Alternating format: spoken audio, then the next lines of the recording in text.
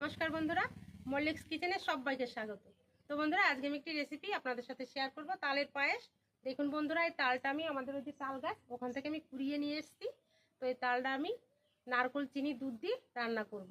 তো চলুন বন্ধুরা, তালটা আমি খোসা ছাড়িয়ে গোলাটা বের করে নেব।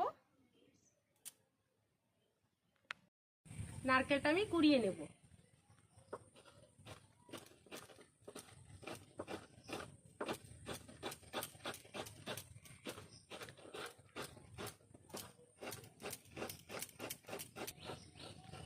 নারকেলটা আমি কুড়িয়ে নিয়েছি, এখন আমি তাল রান্না শুরু করব। দেখুন, তালটা আমি বসিয়ে দিয়েছি হাঁড়িতে। তো আজকে আমি তালের পায়েস রান্না করব নারকেল ও দুধ দিয়ে। তো দিয়ে দেবো একটু লবণ।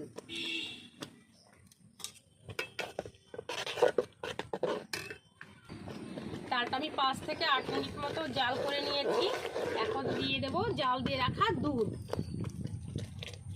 এখানে আমি 500 গ্রাম দুধ নিয়ে নিয়েছি।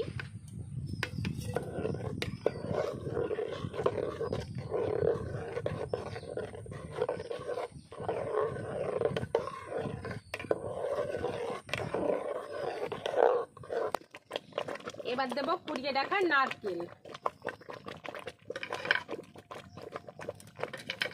বন্ধুরা, এইভাবে তালের পায়েস রান্না করে খেলে জাস্ট মুখে লেগে থাকবে, এতটাই সুন্দর লাগে।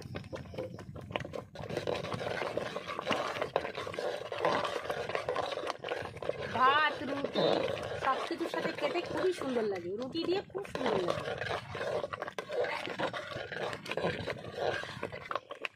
এবার দিয়ে দেবো চিনি।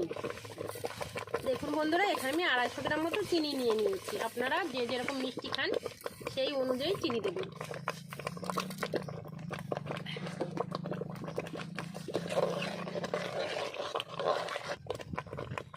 হ্যাঁ বন্ধুরা, দেখুন হয়ে গেছে আমার তালের পায়েস রান্না।